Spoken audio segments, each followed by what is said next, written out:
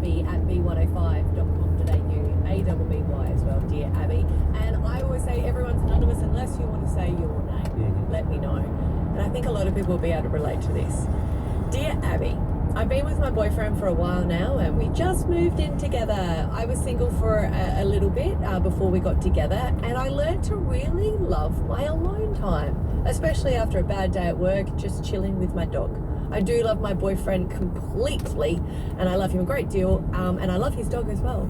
But I'm finding myself really missing living alone. Could come home and go as I pleased without saying anything to anyone, have my dog next to me cuddling up in bed and having whatever I want for dinner. I'm hoping that I will eventually grow out of this, but I'm not really sure what to do in the meantime. I do love living with him, but it's just been an adjustment from living on my own for so long, and it's taking a lot longer, if that makes sense. Maybe you could ask people if they've gone through this as well. Is it normal? And do you have any advice? 13 10 60 if you do, because I can understand it, because I used to love having a bowl of cereal and a glass of wine for dinner, and that was dinner, and there was no one there to judge and go, that's not a meal. I'd be like, no, that's a meal. And it is weird when you then having to realise I do night shift, so this is technically my morning.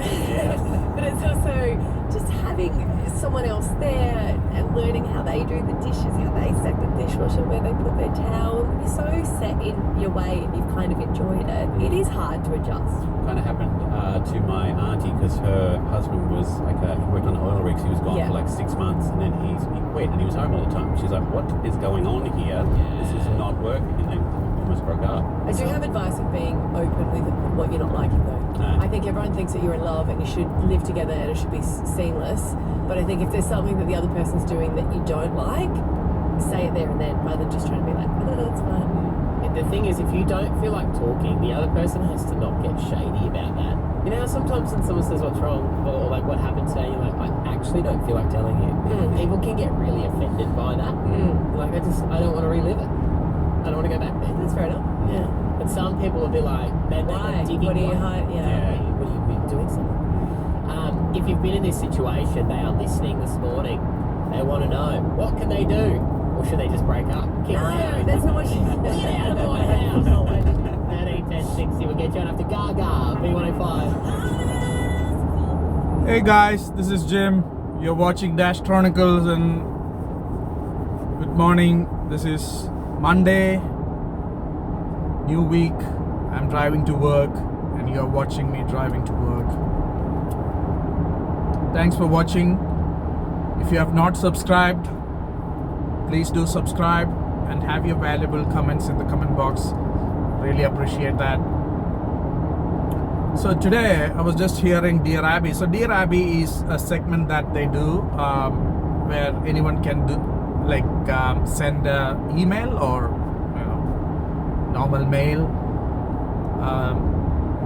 about anything that they feel in their life or that happened in their life, or some advice, or just to get a feel of what other people think about that and all that. So being anonymous, it's kind of a good thing.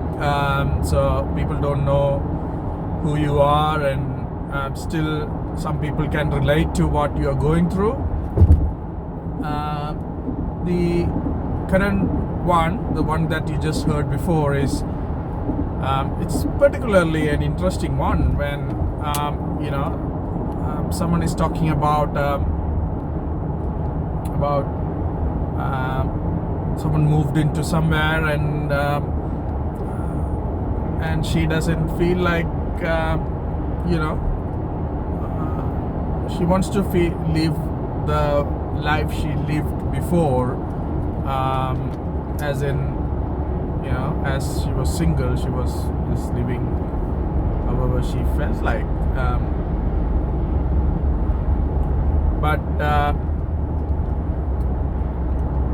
if you are living with someone, then you have to make some adjustments, right? So that is what she's talking about, and it'll be interesting to hear comments from other guys.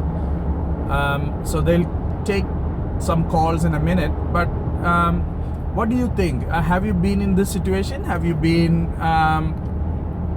in a situation where you were living alone and all of a sudden you fall in love with someone, so you want to move with him or her, and you know, suddenly you are in a position where your daily routines and the things that you do all depend on, or not depend on, I should say, all someone is always watching you, or someone knows what you're doing every day, that kind of situation. So yeah, that is a pretty interesting thought, and I would love to hear what the other caller said. So let's hear the radio again. And that's when you need Abby to help. I'm trying to help you. If you've got a little bit of an issue and you want to share it with the group to get their feedback or advice, I guarantee they've gone through it as well. Dear Abby at b105.com.au is the email. I've got one from a girl who's been with her boyfriend for a while. She's really excited they moved in together.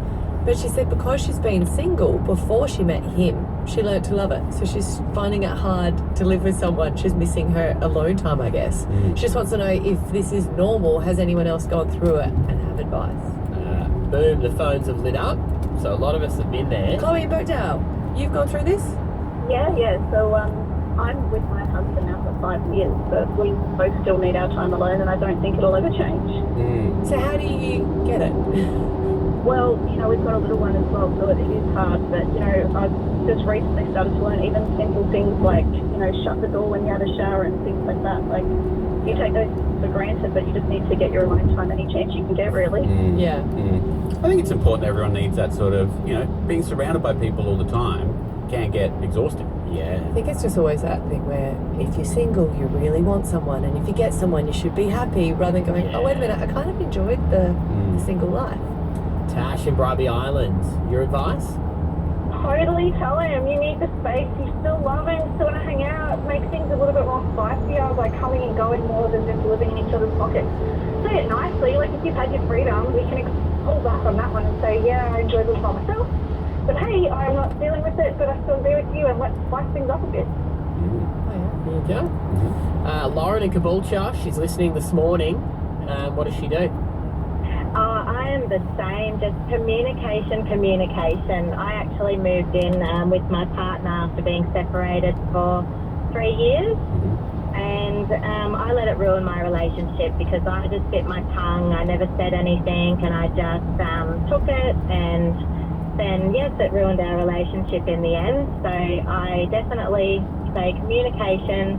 And people have to respect that as well, because you're not the same person, you're two separate people. And yeah, if you don't communicate it, they don't know.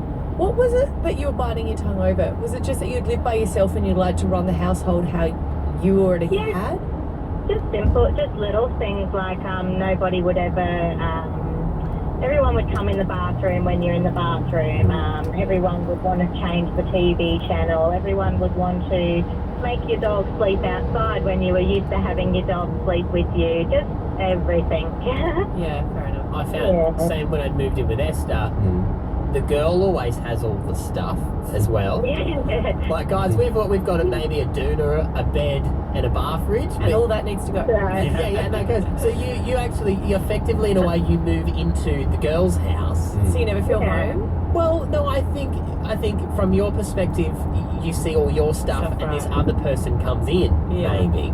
I could be wrong, but that's you know, I had nothing when I moved in with her. I was like, I think you just have washing a set machine's way of life of how you do things. Hey Emma, in Logan, you should use that washing machine sometimes. Yeah, I do. What do you think? Is this normal to be single for a while and be happy in a relationship but feel uncomfortable not having alone time? It is totally normal, and I actually really struggled with it. Being a single mum, I actually ended up having to go to counselling. And so my now partner and I, basically the counsellor has used and implemented all this stuff that we do now. So basically, if I've had a really bad day, I need to come home and I tell him, and I say, this is my safe day.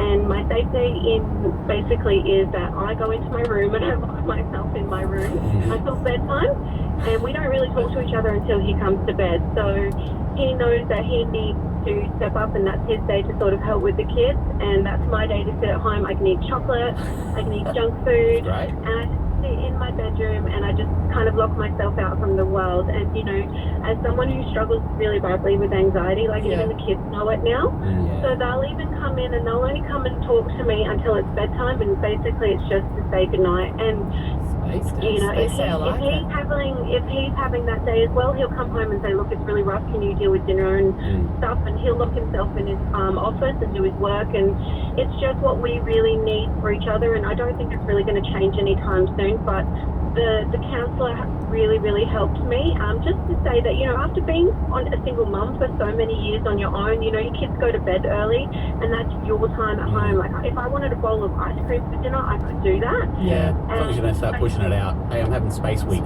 That's good advice, Emma. I'm glad that you got it sorted as well. Yeah. Okay. All right, if you've got a problem, you need some help, Dear Abby at b105.com.au. B105 Brisbane Traffic.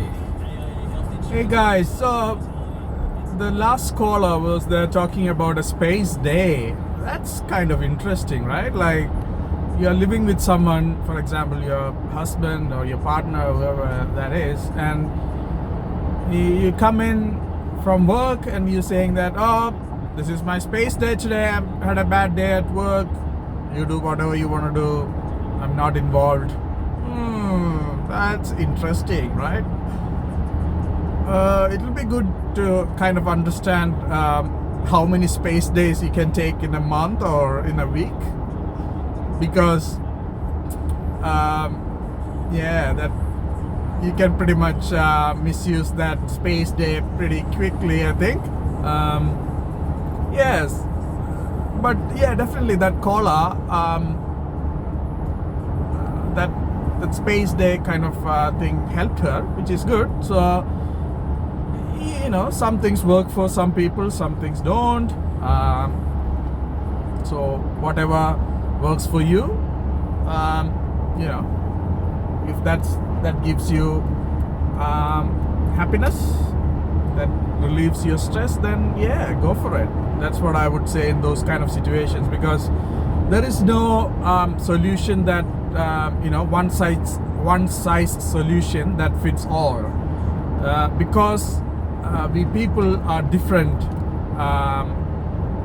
You know, each of us are different and our needs are different, so you can't just draw a box and you can't just put you in a box and say, oh, this is what it is, this is the solution, and you can't do that. And I totally agree. So it's about getting perspective of people, like understanding what other people think and that sort of thing.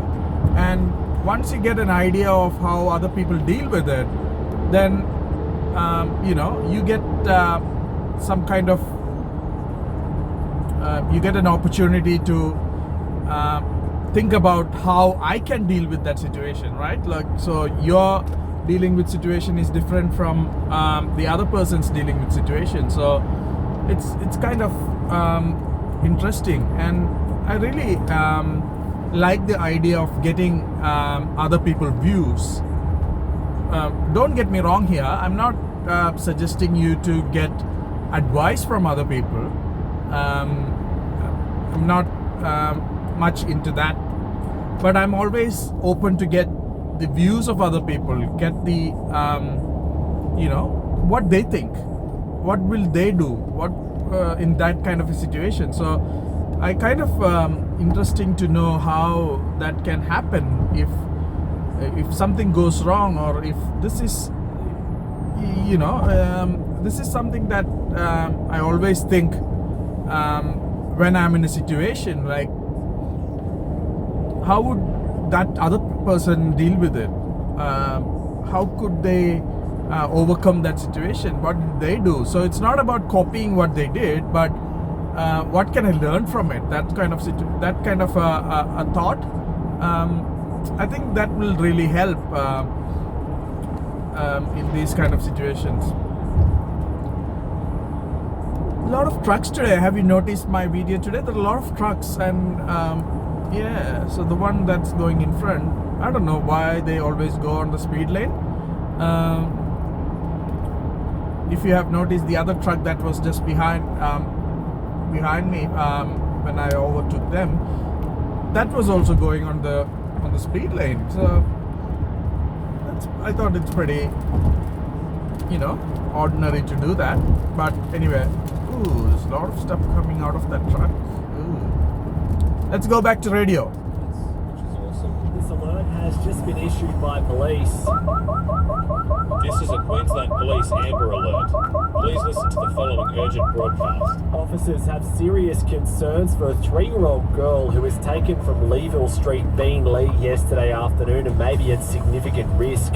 The girl's described as Caucasian, 80 centimetres in height, of a slim build with brown hair and blue eyes. She was last seen wearing a green shirt and blue shorts. A 33-year-old man was seen with the girl and did not return to the address as planned. Anyone with info should call police. And it's being described as a triple threat holding back Queensland's economy heading into next year. An Outlook report from Deloitte says 3 major issues are in front of us. 1, a drop in demand for our resources, especially coal, in part due to rising trade tensions with China. Secondly, our tourism industry struggling with international and domestic border closures, and a combination of factors leading to a dip in business confidence.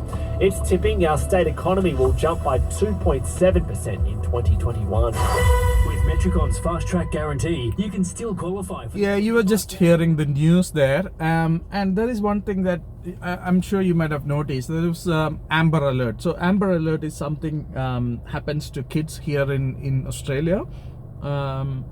So in that case, the one that was mentioning there was a girl that was missing, a 3-year-old girl, I think, was missing. So what they do is they basically, I'm sure you might have noticed on my drive, the billboards or the boards which said, the traffic board, not the billboard, sorry, the traffic boards would say,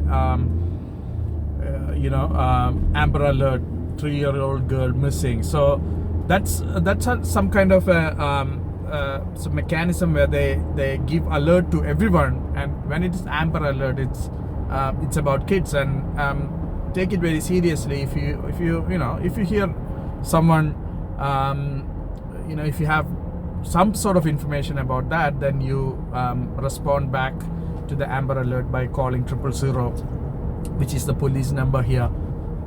Well, I'm almost reaching work, so yeah. So as I always say, please do subscribe and comment about your comments in my in the video below the video.